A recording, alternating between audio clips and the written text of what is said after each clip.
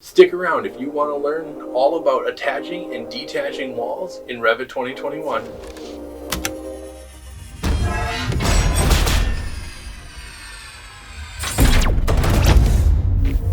Hey there, I'm the Revit Man, and in this tutorial I'm going to show you everything that you need to know about attaching and detaching walls to roofs, floors, ceilings, reference planes, and other walls in Revit 2021.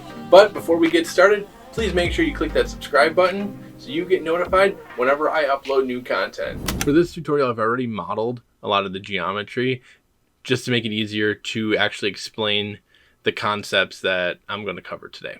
All right, let's dive into Revit. So what you see here is a few exterior walls, and this is the same wall type that I used in my previous wall tutorials. An interior wall and a floor slab. But to best illustrate what attaching walls and detaching walls actually does, I'll be working primarily in a 3D view today. So you notice there's a little bit of extra geometry model that you can see in the 3D view that you couldn't see in the floor plan view. And I'll cover each in turn. All right, so we're gonna click on this first wall here. And what I want you to look at is up here in the contextual ribbon that showed up. You will notice the attach top and base tool. And we're gonna go ahead and click on that. And then take a note here at the options bar and make sure that top is selected. And then all we're going to do is then select the element that we want to attach to. So we select the roof, the wall automatically goes and attaches to the underside of the roof. So now if I select the roof and I go and change the slope of it and maybe the height of it, you'll notice that when I did that, the wall that was attached to it adjusted with it. So this is a quick and easy way in Revit to accommodate changing designs.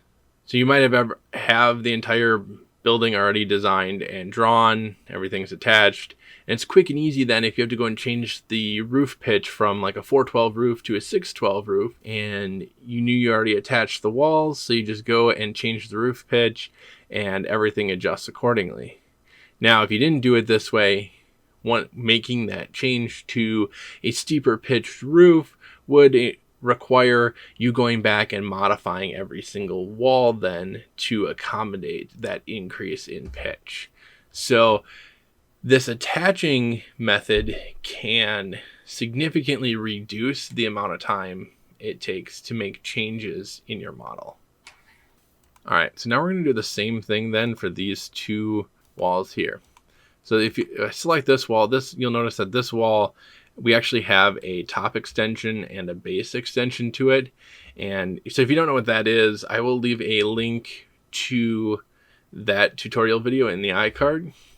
So go ahead and check that one out if you want to learn how to do top extensions and base extensions on walls. So we want to select both of these long walls. So to do so, if you have one selected, you can just press Control and select the other one.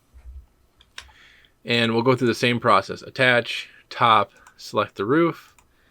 And now you will notice that those walls attached to the roof. And I do want to point out here that the wall with the top extension, you will notice that that extension gets overridden when you attach it to an element.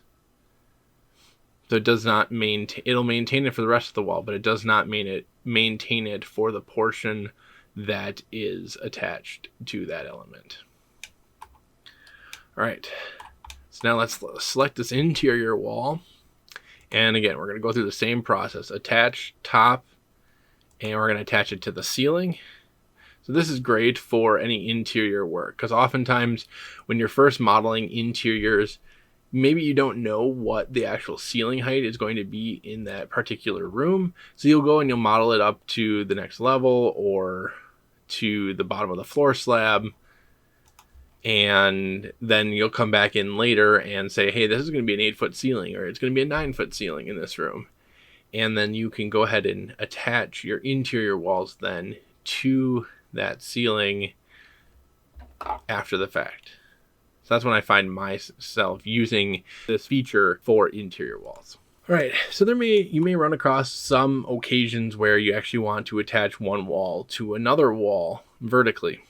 So to do that, we'll select this wall first, and do the attach top base, top, and select that other wall. And then it goes and extends the one wall to meet the other. Okay, so there's one more element that we can't see yet that I want to show you that you can attach to. So in the architecture tab over here on the right hand side, there's this work plane panel. And if you click this icon here, show work plane, which is the one with the light bulb on it, it'll show you the active work plane. If we pan around a little bit, you'll see that it's like a sloped reference plane that goes through the building. So for this one, I'm actually going to switch over to an elevation view, and I'm going to select the two long walls and then attach, and then I can select the reference plane then. You got to remember that with reference planes, they extend infinitely in all directions. So even though here the reference plane stops here and here, that's just the graphic representation of where it is. It actually extends infinitely in this direction and in this direction. So the whole wall will automatically attach to that entire reference plane. So now if we go back to the 3D view, and we'll turn off the work plane again, and you'll see that these two walls now are matching the angle of the reference plane. And you'll notice that we also have this wall is also attached to the roof, so you can attach it to multiple elements even if they are in the same plane, and Revit will adjust accordingly to attach to the appropriate element. And I believe the way that Revit works is that this one's at a lower height than this part, so it'll attach to this one first before it reaches that reference plane. But if I slid this roof over here, it's going to attach to the reference plane first and then to the roof, so it wouldn't actually extend all the way to the roof, if that makes sense. Last thing I want to point out on this top extension is that now that this wall with the top that had the top extension was attached to the reference plane, that top extension parameter is now overridden. All right, so now we're going to move on to base attachment. So we're going to select this first wall again, and we're going to use the same one, attach top base. This time we're going to make sure we select base in the options bar. Then we're going to go ahead and select the floor slab, and you will notice that the wall then attaches to the top side of that floor slab. So when you're attaching vertically or up, attaching the top, it'll attach to the underside of the element, and when you're attaching base, it'll automatically attach to the top of the selected element. So we'll do the same thing here with this wall, and this wall has a 2-foot base offset so that it is shows up below the floor slab. I can just go and select it. So actually what you see here is I forgot to select the base in the options bar. So now I get an error message because I actually attached the top of this wall to the floor slab. And it's just letting me know that, hey, that wall no longer attaches to the roof element that you previously attached it to. Do you want to detach it? Is that okay? Or do you want to cancel? So I'm going to go ahead and cancel that. And again, select base this time and select it to the floor. And this is the same thing as what's happening up here at the roof, is only the portion of the wall that intersects the attaching element actually gets the attachment. Otherwise, the rest of the wall maintains whatever the original parameters that you set in the top extension, base offset, base extension, etc. What happens if you want to attach two elements that don't actually intersect each other? So I'm going to start by selecting this wall and then attaching the base to the floor assembly. And Revit pops up this nice warning message that lets you know that the walls attach, but they don't intersect. And I'm going to click OK in this case. And then I'm going to go and adjust this floor assembly.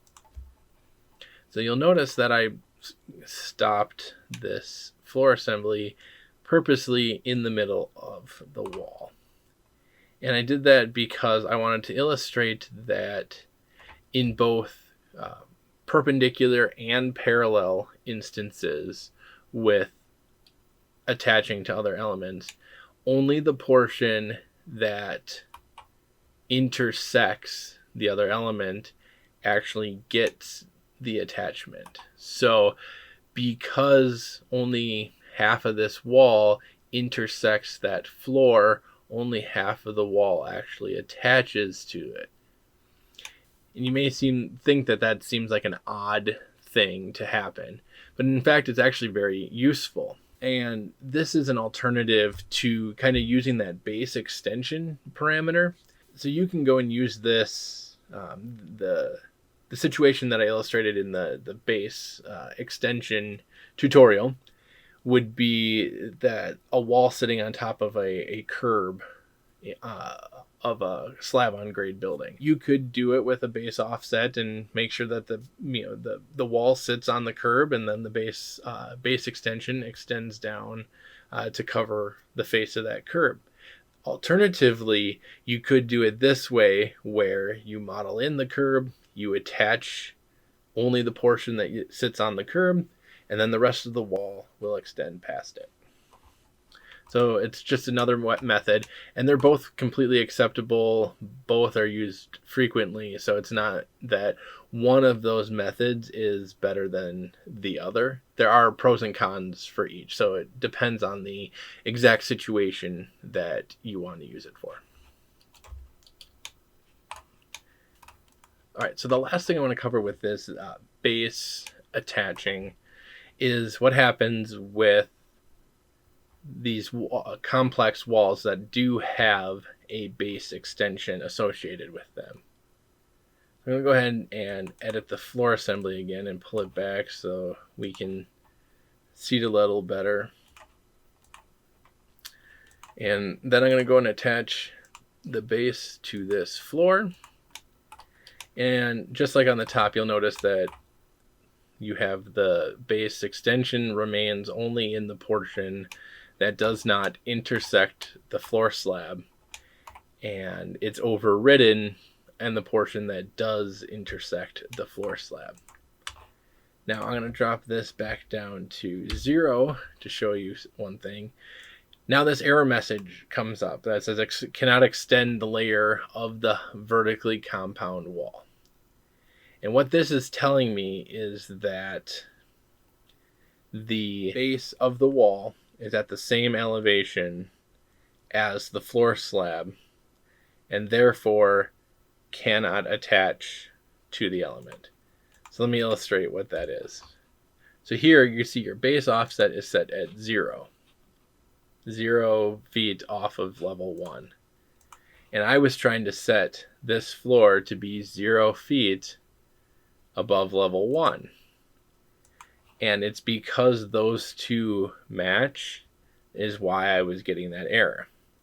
Because you notice that when the floor slab here is 1 foot above level 1, everything works just fine. And I can even put that down to being 1 inch above level 1, and it works just fine. It's when they are the same, there's this little error that pops up. So be aware that if you are getting that error when you're doing this, that is probably why. All right, so moving on to detaching. So there are two methods to detach elements from each other. The first is to attach elements individually. Sorry, just reorienting the view here. So I'm going to select this wall, and then I'm going to detach, and you notice there's no selecting a top or a base. Revit knows that when you select the roof or the floor, it'll know that either the top or the base is associated with that element already. So I'm saying I want to detach that wall from the roof, and you'll notice that the wall then goes back to its original height that's set in these parameters. Alternatively, you could select all the walls, and to select all those, all I did was select one, hit tab, it selected the whole chain of walls, and then don't forget to select the interior wall. I'm going to go back to the detach top and base, and then I can click this detached all, and you'll notice that all of the walls that I selected reset back to their original state that we were at the start of this tutorial. So I'm going to undo that just to show you a couple more things here.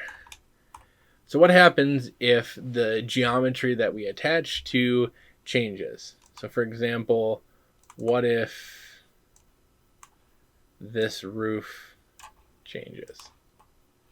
Well, it's going to attach in the appropriate places for some of the other elements that it's attached to, but you'll notice that you'll get this error message, or warning, I should say, that this wall no longer intersects this roof.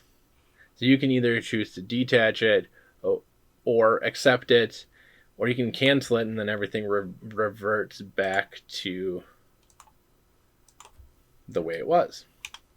Same if I move this wall, you get this warning that they are still attached, but they miss each other and don't actually intersect. Okay, so that wraps up everything that you need to know about attaching and detaching walls to other elements in Revit. So the elements that I showed you in this tutorial are the only elements that walls can attach to. So that would be floors, roofs, ceilings, reference planes, and other walls. Any other element, Revit will not attach the walls to those. I hope you enjoyed this video, and if you did, please make sure to click that like button. And if you have any questions or comments about anything that you saw in this tutorial, please make sure you put that in the comments section below. Thank you for watching.